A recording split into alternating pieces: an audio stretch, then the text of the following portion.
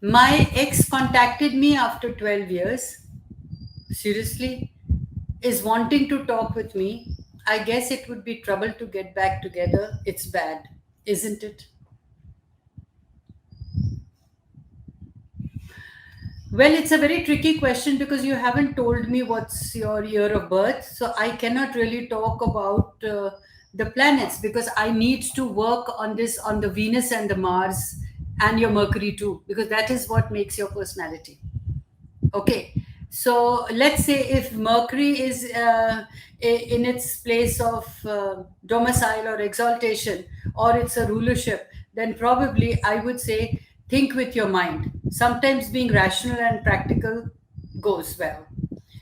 Then I need to see again Venus, whether it is in exaltation or is it your rulership or is it in its fall. Then the thing is that what you're desiring basically maybe you may be it may be illusionary. You will be disillusioned by the thing. When I speak practically, that okay, let me be practical. Somebody contacting after 12 years does it for two purposes. Either he really loved you initially, and if he had really loved you, chances are that he wouldn't have given you the kind of pain that caused you all to separate, or he hasn't found anybody else who was better than you.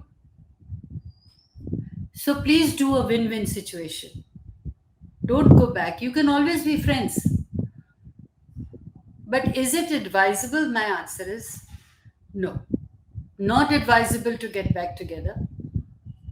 Understand your own needs, your own desires, and get back to at the first place why did you separate?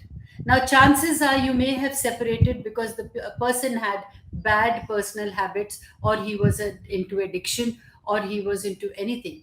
But remember, he's changed for himself, not for you. And if he had changed for himself and wants to get back to you now, then the question wouldn't have arisen that he would have got back to you. But because he's changed for you, what guarantee is there that he won't go back into his real habits? You need to think about all these things.